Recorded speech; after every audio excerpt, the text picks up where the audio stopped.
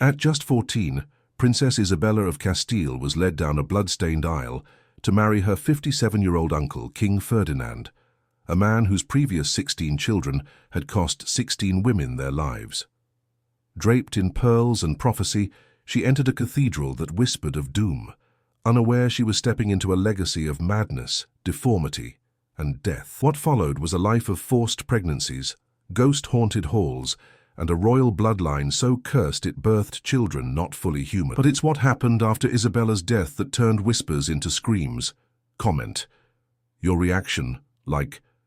if you're disturbed, and subscribe for the shocking truth that followed her final breath. The iron bells of Toledo Cathedral rang 13 times as Princess Isabella of Castile stepped into the shadowed chapel, where her fate awaited like a hungry beast crouched in darkness, its claws already stained with the blood of previous victims. Her white silk gown, heavy with pearls and golden thread worth more than entire villages, dragged across stones still stained with the blood of heretics, burned just days before, their ashes swept hastily into corners where shadows gathered like accusatory witnesses to centuries of religious persecution. At 14, her eyes held the innocence of a child who still believed in fairy tales and happy endings, but her womb had already been promised to a man whose seed had already claimed 16 other lives in the birthing chambers of royal palaces across Europe,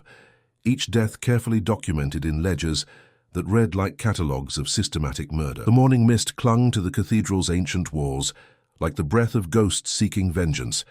and Isabella could feel their presence pressing against her skin, with fingers made of ice and desperation, as she moved toward an altar that looked more like a sacrificial stone than a place of holy union. Each step echoed through the vast space, with the finality of nails being driven into a coffin lid, and the assembled nobility watched her approach with expressions that mixed anticipation with the morbid fascination of spectators at a public execution. The stained glass windows cast colored shadows across her path, painting her white dress in shades of blood red and funeral black, while ancient Latin inscriptions carved into the stone seemed to writhe and shift in the flickering candlelight like living serpents spelling out prophecies of doom. King Ferdinand of Aragon stood waiting at the altar like a predator, disguised as a bridegroom, his weathered hands clasped behind his back as he watched his niece approach with the patience of a spider, observing a fly caught in its carefully woven web of political necessity and dynastic ambition. 43 years separated them in age, but centuries of shared bloodline connected them in ways that made their union both inevitable and abominable in the eyes of nature itself, a violation so profound that even the flowers decorating the chapel seemed to wilt in protest.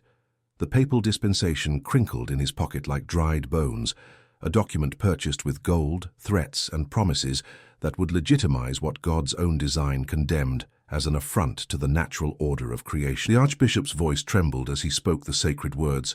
knowing he was blessing a union that would drench Spain in blood and birth monsters disguised as princes, his conscience warring with his political survival in a battle that left sweat beading on his forehead despite the morning chill. Sweat beaded on his weathered brow despite the morning chill that seeped through the ancient stones, like fingers of death reaching from forgotten tombs, and his hands shook as he lifted the ceremonial cup containing wine that had been blessed by bishops who would have refused their benediction had they known its true purpose. The holy water seemed to hiss when it touched their joined hands, steam rising like prayers of protest from the blessed liquid that recognized the unholy nature of what was being sanctified within these sacred walls. The wedding feast stretched through the night like a fever dream painted in candlelight and shadow, nobles gorging themselves on roasted swan and honeyed larks, while musicians played melodies that sounded suspiciously like funeral dirges composed for the damned and forgotten. Isabella sat frozen beside her new husband, feeling his eyes crawl across her skin like spiders seeking warm flesh to colonize and devour, each glance a violation that made her want to scrub her skin raw with stones from the cathedral floor. The wine tasted of copper and fear, each sip burning her throat as if she were drinking liquid damnation, distilled from the tears of previous victims who had walked this same path toward destruction, and every toast to their fertility felt like a curse being cast upon her virgin body by voices that echoed from the depths of hell itself. Courtiers whispered behind jeweled fans about the bride's pale complexion, mistaking terror for modesty, while Ferdinand's fingers drummed against the table in rhythms that matched the frantic beating of Isabella's heart, a percussion of doom that seemed to count down to some unspeakable climax. The great hall,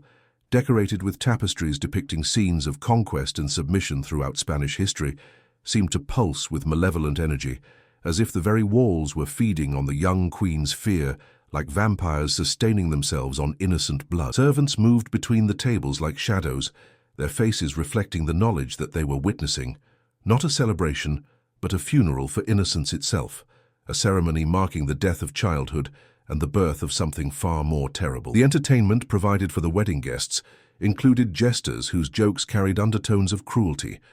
acrobats whose performances suggested violence barely contained beneath theatrical spectacle, and dancers whose movements told stories of conquest and domination that made Isabella's stomach churn with dread. The great fireplace roared with flames that cast dancing shadows across the assembled faces, transforming familiar courtiers into demonic masks that leered and grimaced with expressions that revealed their true nature beneath civilized facades. Even the food seemed corrupted by the occasion, with roasted meats that bled pink juices onto golden plates and fruits that bruised at the slightest touch, as if nature itself recoiled from participating in this unholy celebration. When Ferdinand finally led her to the marriage chamber, her legs shook not from desire, but from the primal terror of prey, sensing its predator circling closer with each passing moment, the instinctive knowledge that something fundamental was about to be destroyed forever. The room had been prepared with rose petals and burning incense, but underneath the sweet perfumes lurked the metallic scent of inevitability and the musty odor of countless previous violations that seemed to have soaked into the very stones of the chamber walls. Tapestries depicting scenes of conquest decorated the walls, showing armies trampling enemies beneath the hooves of war horses, and Isabella wondered if those ancient weavers had somehow foreseen her own subjugation centuries before her birth, their needles guided by prophetic visions of future suffering. The massive bed dominated the chamber like a battlefield already prepared for carnage, its red silk sheets the color of arterial blood that had been spilled in service of dynasties built on suffering and maintained through systematic cruelty. Candles flickered in their holders, casting dancing shadows that seemed to mock her terror with their grotesque pantomimes of violence and submission, while the window shutters had been barred from the inside, ensuring that no screams would escape to disturb the celebration, continuing in the halls below, where nobles toasted the success of their political machinations. The chamber's mirrors reflected her image from multiple angles, showing her a dozen versions of herself as victim, each reflection revealing another aspect of her impending destruction. Their first night together was a brutal awakening that shattered whatever remained of Isabella's childhood innocence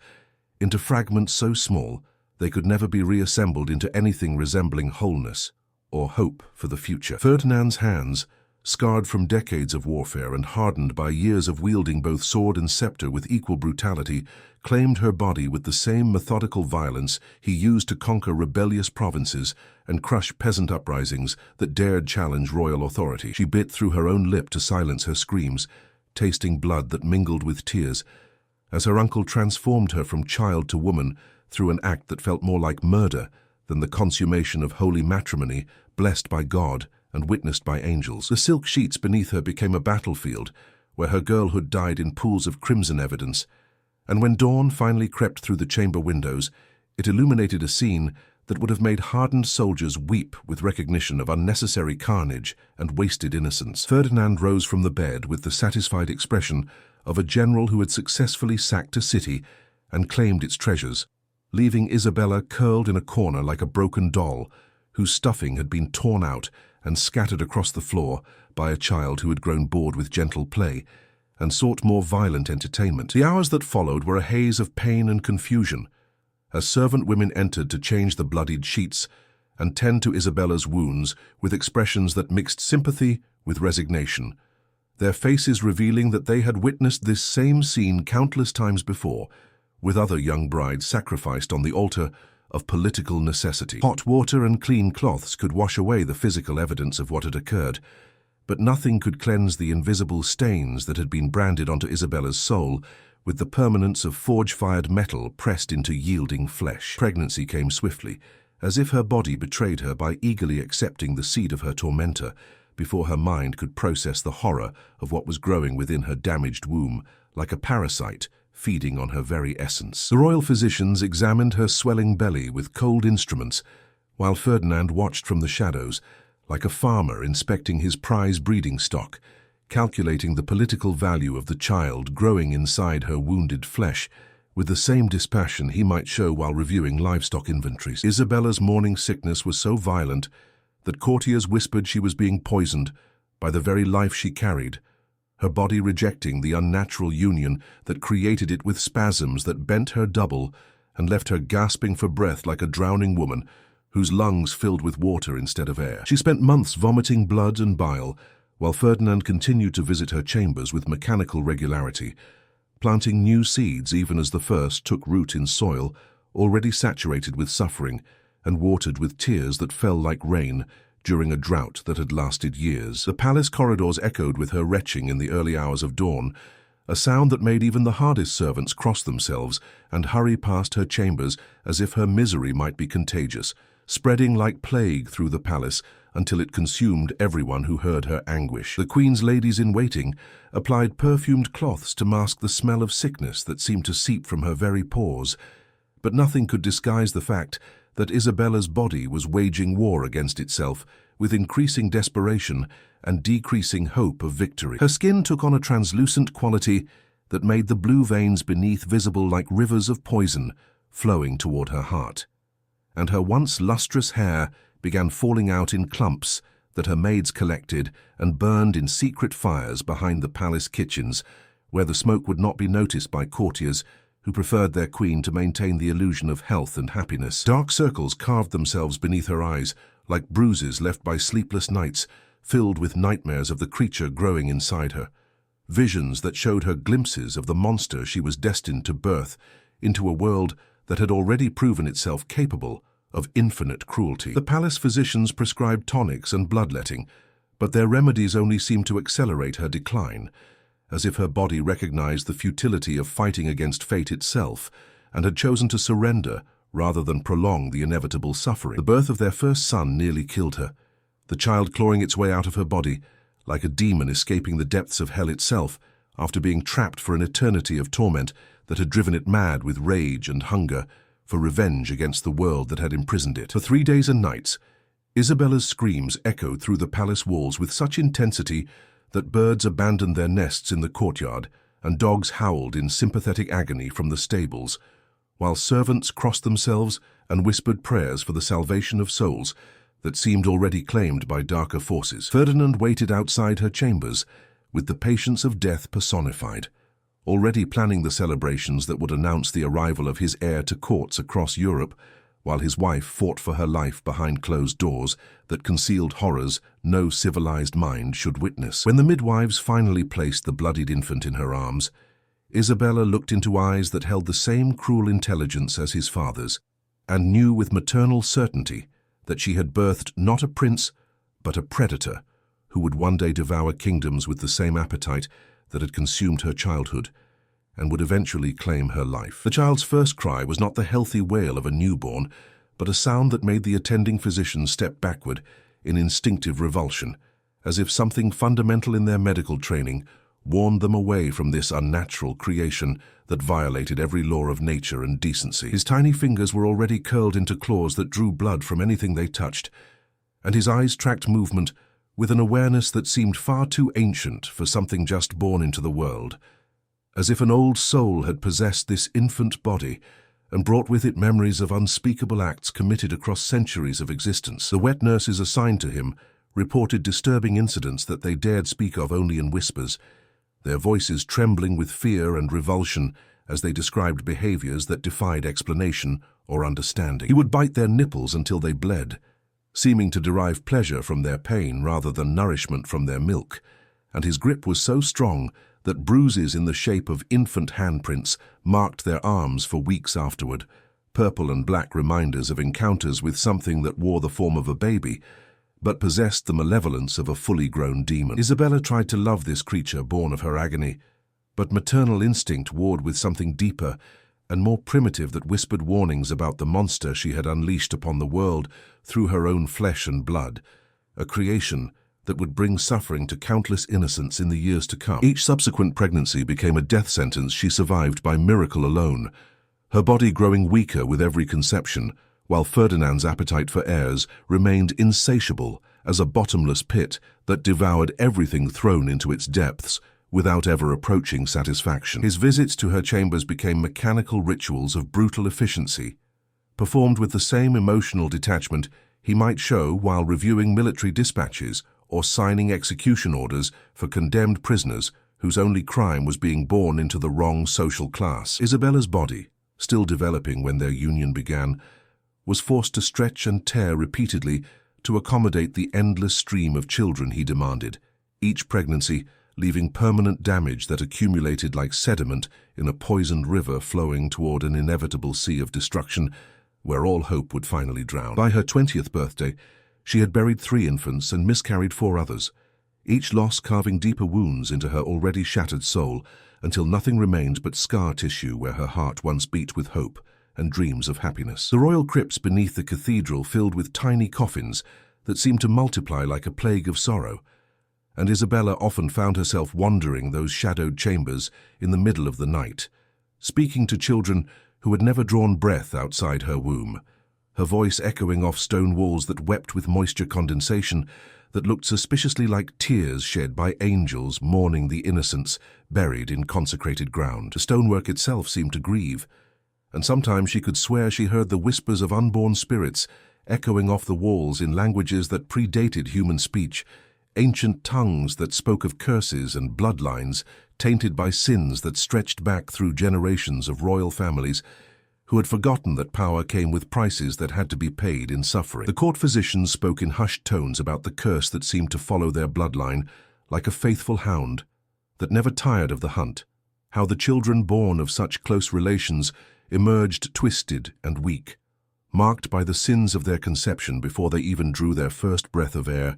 that was already poisoned by their heritage. Isabella's surviving sons displayed the telltale signs of royal inbreeding that had plagued European monarchies for centuries, madness flickering behind their eyes like candle flames in a draught that threatened to extinguish all reason and sanity, bodies that grew crooked despite the finest care available in the known world,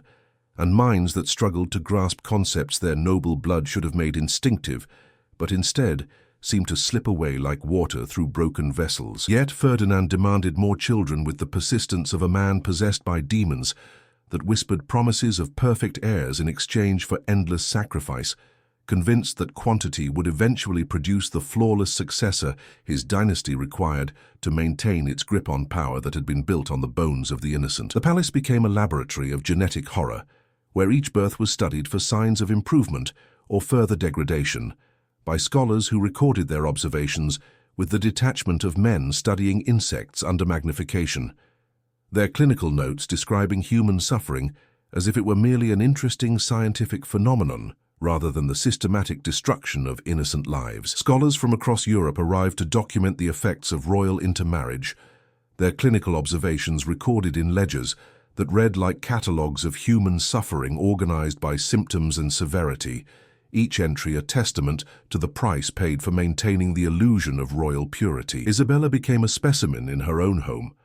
her reproductive capacity dissected and analyzed by men who saw her not as a woman with feelings and dreams, but as a vessel for continuing an increasingly contaminated bloodline that threatened to poison the very concept of monarchy itself and expose the fundamental corruption that lay at the heart of dynastic power. These learned men would examine her children like livestock at market,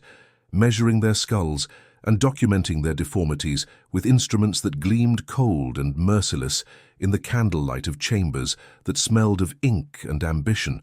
rather than the warm sense of home and family that Isabella remembered from her own childhood before she became a political pawn in games played by men who valued power more than human life. Their reports traveled to universities and royal courts throughout Europe, spreading the knowledge of what happened when bloodlines became too narrow,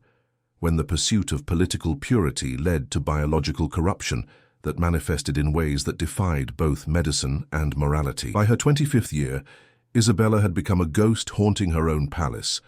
her once golden hair now streaked with premature grey from the constant strain of pregnancy and loss that had aged her decades beyond her years, making her appear ancient, while still in the flower of what should have been her youth. Her periods of respite grew shorter, as Ferdinand's desperation for a stable succession intensified, and she began to dread the sound of his footsteps in the corridor outside her chambers, like a condemned prisoner counting the steps of approaching executioners who carried with them the certainty of another brutal encounter that would leave her soul more fractured than before. The kingdom's enemies circled like vultures, sensing weakness in a royal line built on forbidden unions and dying children. Their spies reporting back about the Queen's declining health and the instability it represented for the future of the realm that had once seemed unshakable in its power and authority. Foreign ambassadors noted the Queen's trembling hands and hollow eyes in their dispatches home, describing a woman who looked more like a victim of prolonged torture than the mother of future kings, their words spreading across European courts like wildfire carrying news of Spanish vulnerability. Each time Isabella's monthly bleeding failed to arrive, terror and resignation warred in her heart, like opposing armies fighting over territory that had already been scorched beyond redemption by previous battles that had left nothing but ash and regret in their wake. The palace physicians could offer no relief, bound by Ferdinand's explicit orders to do nothing that might prevent conception, leaving them helpless witnesses to their queen's systematic destruction at the hands of the very man sworn to protect her above all others. Isabella learned to chart her cycles, with the precision of an astronomer tracking celestial movements, knowing that each fertile period brought her closer to another dance with death in the birthing chamber, where so many of her hopes had already been buried beneath pools of blood and broken dreams. The ladies of the court whispered about remedies and preventatives passed down through generations of desperate women who had faced similar fates, but none dared speak openly about defying the king's will, understanding that such rebellion would result in their own destruction and the persecution of their families for generations to come. Isabella's chambers became a place of suffocating silence, where even the tapestries seemed to hold their breath, waiting for the next announcement of pregnancy that would send the Queen spiraling into another cycle of agony and loss that grew more severe with each repetition, like a spiral staircase leading ever downward into darkness. The servants moved through her apartments like mourners attending a funeral that had not yet taken place, their faces reflecting the certainty that their mistress was being slowly murdered by the very institution meant to protect her from harm and provide her with the happiness that every woman deserved regardless of her station in life. Windows remained shuttered during daylight hours because bright light caused Isabella's head to pound with migraines that left her bedridden for days, and the constant twilight in her rooms created an atmosphere of perpetual mourning that infected everyone who entered with a sense of impending doom. Food lost all taste for Isabella, every meal becoming a struggle to consume enough nourishment to keep her body functioning, while her spirit withered like flowers, deprived of sunlight and water. Even the finest delicacies prepared by royal chefs tasted like ashes in her mouth, and she often found herself staring at elaborate meals that grew cold, while she sat paralyzed by despair that had become her constant companion. The court musicians, who once played cheerful melodies to brighten her days, now performed only funeral dirges and lamentations, as if the very air in the palace had become too heavy to support anything resembling joy or celebration. The 16th pregnancy brought complications that no amount of royal privilege could overcome, her body finally beginning to rebel against years of abuse disguised as dynastic duty, with symptoms that terrified even experienced physicians who had witnessed countless births and deaths in their medical careers. Isabella's kidneys, stressed beyond their capacity by repeated pregnancies, and the toxic buildup of perpetual fear that had poisoned her system like a slow-acting venom, began to fail even before the child quickened in her womb, flooding her system with waste products that turned her skin the color of old parchment and made her breath smell like death itself. Blood poisoning set in during her 7th month, turning her veins into rivers of fire that burned away what remained of her will to live, leaving only the stubborn biological imperative to protect the life growing inside her, even as it killed her with each passing day. She lay in her chambers burning with fever, while Ferdinand raged in the corridors below, demanding that his physicians save both mother and child when medical science had already declared such salvation impossible with the primitive tools and limited knowledge at their disposal. The Queen's body had become a battlefield where life and death fought for supremacy, each contraction bringing fresh waves of agony that no earthly medicine could ease, and no prayer could diminish. Her attendants took turns holding cool cloths to her forehead, but nothing could reduce the fever that seemed to emanate from her very soul, burning her from the inside out like a pyre built from accumulated suffering and lit by the flames of injustice that had consumed her entire adult life. The chamber filled with the smell of sickness and approaching death,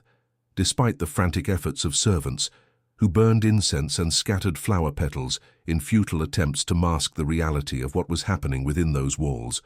where so much suffering had already taken place. Priests arrived to perform last rites, while Ferdinand continued to insist that both mother and child would survive,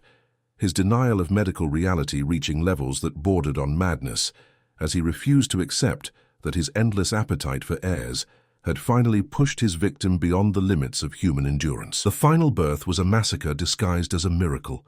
witnessed by physicians who would spend the rest of their lives trying to forget what they had seen in that blood-soaked chamber, where royal privilege met the brutal democracy of death that recognized no titles or inherited authority. For 6 days, Isabella labored to bring forth Ferdinand's 17th child, while her life leaked away with each contraction,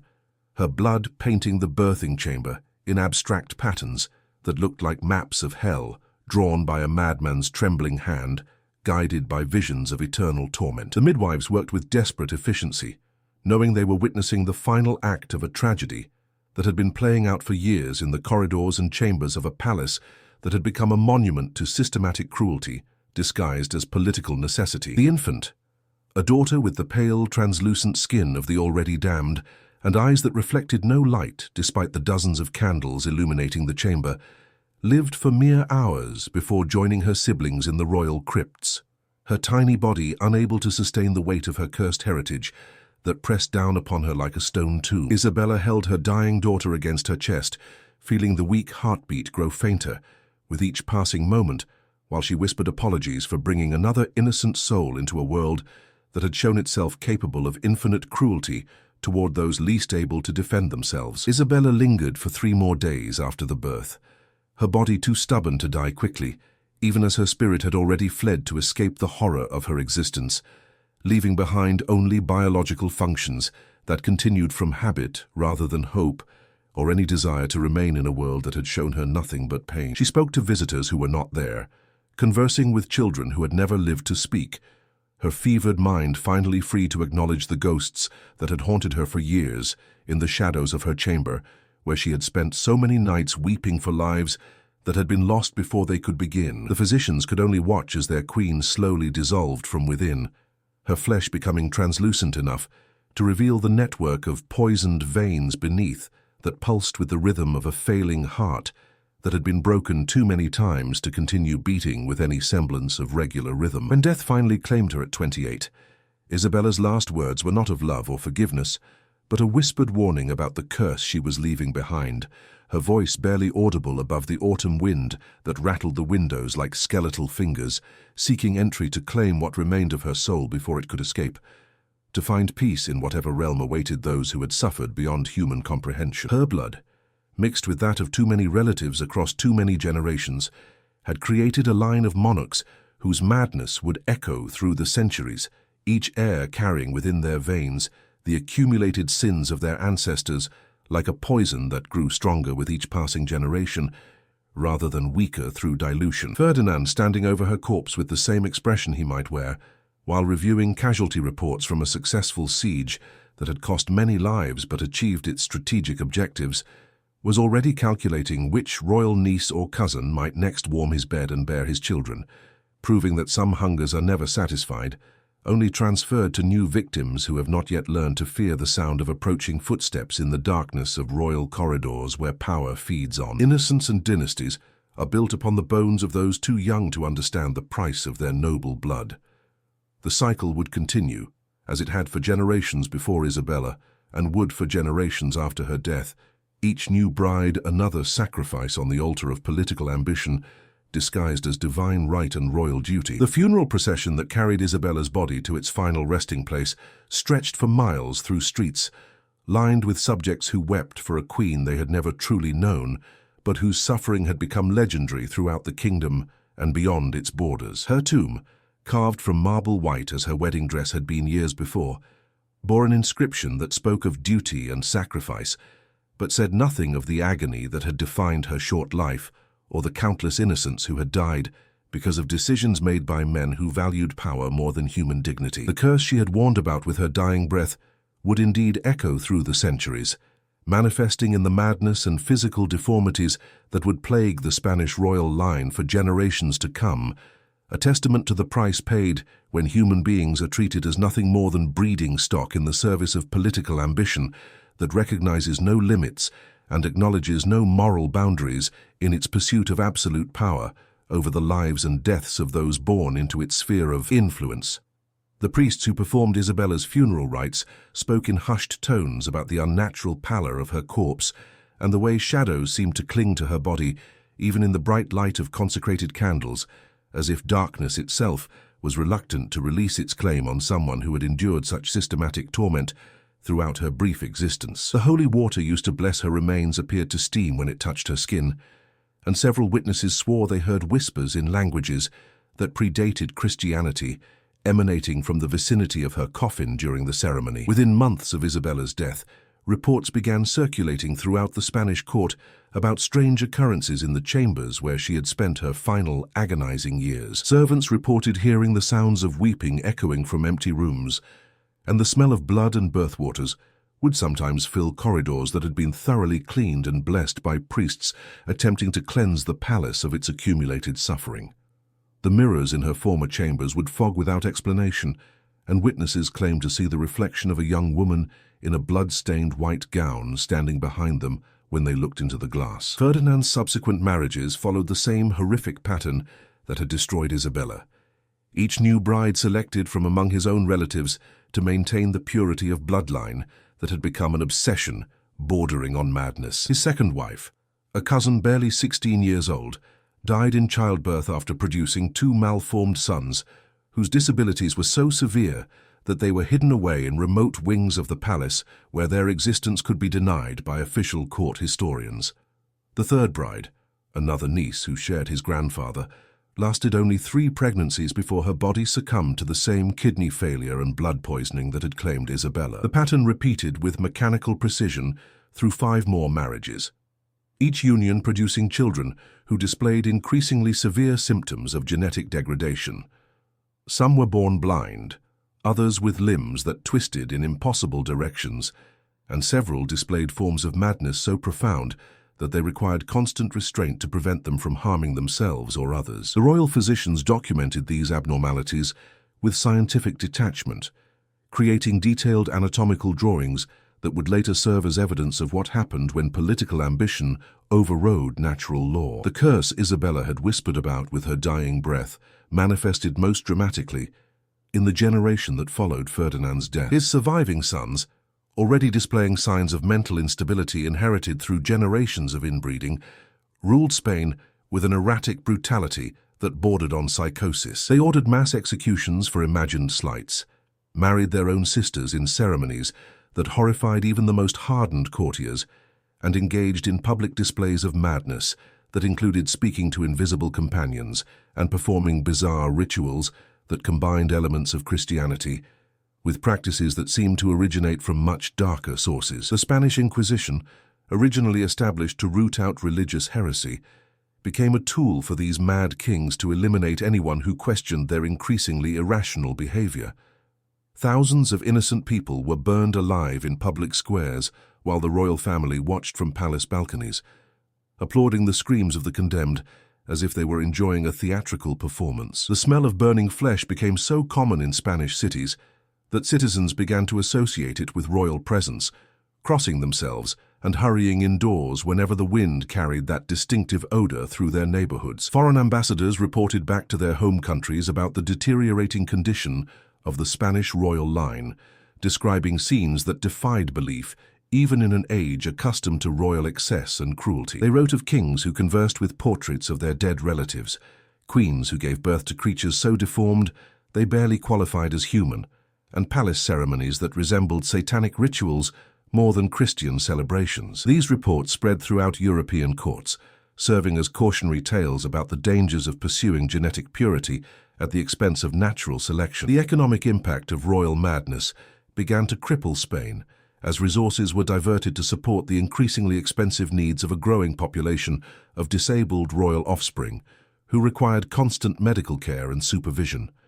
Entire wings of palaces were converted into what amounted to royal asylums, staffed by physicians and caretakers sworn to secrecy about the horrors they witnessed daily. The cost of maintaining these hidden facilities, combined with the erratic decision-making of mentally unstable monarchs,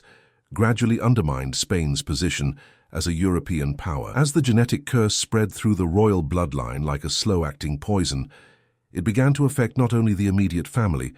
but also the extended network of nobles who had intermarried with royal relatives over the centuries. Court physicians documented the appearance of similar symptoms among duchesses and countesses whose great-grandparents had shared blood with the monarchy, creating an expanding circle of genetic contamination that threatened to consume the entire Spanish aristocracy. The most disturbing manifestation of the hereditary curse appeared in the generation born 50 years after Isabella's death, when royal children began displaying not only physical deformities, but also supernatural abilities that terrified their caretakers. Some could predict deaths with uncanny accuracy, others claimed to communicate with spirits of deceased relatives, and several demonstrated an apparent immunity to physical pain that allowed them to engage in self-mutilation without displaying any signs of discomfort.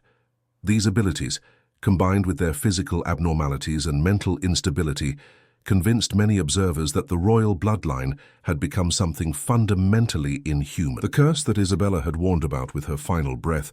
continued to echo through Spanish history for centuries, manifesting in different forms, but never losing its essential character as a punishment for the systematic abuse of human life in service of political ambition. Each generation produced new examples of how the sins of the ancestors could be visited upon their descendants, creating a legacy of suffering that far exceeded even the original crimes that had given it birth. The price of royal power, paid in the currency of innocent blood and broken souls, had created a debt that could never be fully repaid, only transferred from one victim to the next in an endless cycle of hereditary torment that served as a permanent reminder of the consequences of treating human beings as expendable resources in the pursuit of absolute power. Isabella's life ended in agony, her 17th birth sealing a fate written not by God, but by kings obsessed with blood purity. Yet her death was only the beginning. What emerged from her womb and legacy reshaped Spain into a kingdom ruled by deformity, madness, and occult whispers. Her warning went unheard, and the curse she carried poisoned generations to come. This wasn't just a tragic love story, it was the blueprint for centuries of horror. If her story shook you, like this video, subscribe for more truths buried by time, and comment with your thoughts on royalty, power, and the price of lineage.